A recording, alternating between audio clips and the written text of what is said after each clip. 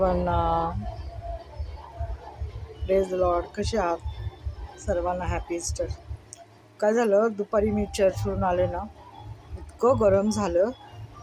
मग मी काय केलं, सर्व साडी वगैरे एकदम असं रिलॅक्समध्ये बसले बाई. इतकं गरम होतं ना आणि खूप थकले होते मी. तर आज आहे ईस्टर.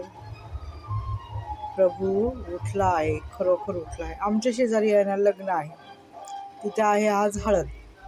तर त्यांनी दुपारीच लाऊडस्पीकर लावला, म्हणजे DJ लावलेले, पण तरी त्यांनी आता आवाज कमी केलेला आहे दुपारचा.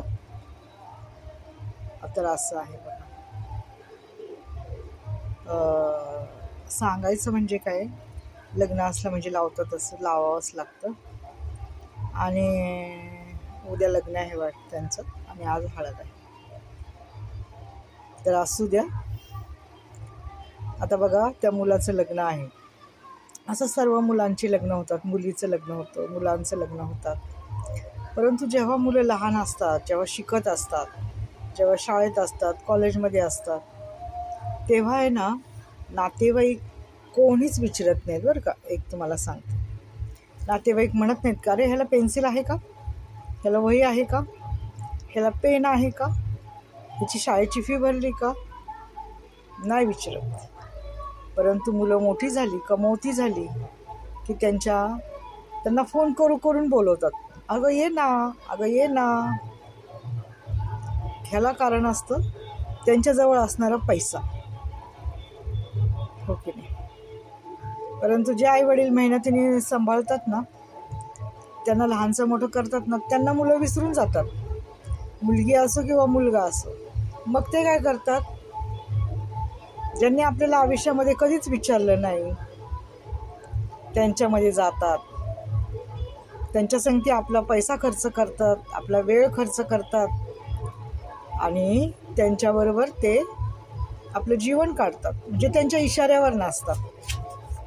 आणि घरच्यांना, ज्यांनी आपल्यासाठी कष्ट घेतलेले असतात, ज्यांना आपल्यासाठी दुःख घेतलेलं असतं, त्या लोकांना ते विसरून जातात.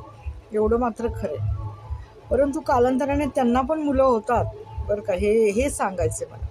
मग त्यांची पण मुलं त्यांच्याशी तशीच वागणार, हेवाना त्याच्यापेक्षा जास्त वागणार, जास्त त्यांना त्रास देणार आपल्या आईवडिलांना.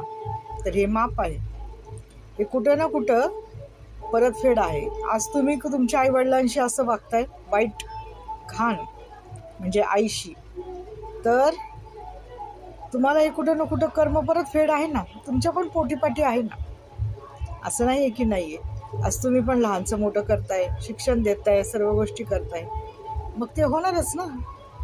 कर्म हे फिरत फिरून तुम्हाला येणार आहे, एवढं मात्र लक्षात ठेवा. हे कधीच चुकणार नाही. आणि मग तेव्हा तुम्हाला असं वाटेल की अरे, आज माझं लेकरासाठी मी एवढं केलं, आणि आज ते मला सोडून किंवा माझ्या संगती वाईट वागून परक्याशी वाईट वागतोय. त्यांनी तर त्याला काहीच मदत नाही केली, तर त्यांचं शिक्षण केलं नाही, का काही नाही केलं. तर हे तुमचं कर्म आहे, तुम्हाला परत भेटणार आहे. आणि हे भेटणारा, हे काळ्या दगडावरची रेघ आहे. हे भेटणार म्हणजे भेटणारच. त्याला वेळ लागेल, पण ते भेटणार, एवढं मात्र नक्की. आणि भेटल्याशिवाय राहणार नाही. आज तुम्ही मजेत आहात, परंतु जेव्हा तुमची लेकरं मोठी होतील ना, तेव्हा तुम्ही इतके दुःखात असणार, इतके दुःखात असणार की बस विचार नको. कारण का, कर्म फिरून तुमच्याकडे परत येणार आहे. तेव्हा आता तुम्ही आनंदात राहा, मजा करा. परंतु तुमचं पण वय जसं जसं वाढत जाईल ना, तसं तसं तुम्हाला पण तेवढंच दुःख होणार आहे. एवढं मात्र लक्षात ठेवा. धन्यवाद.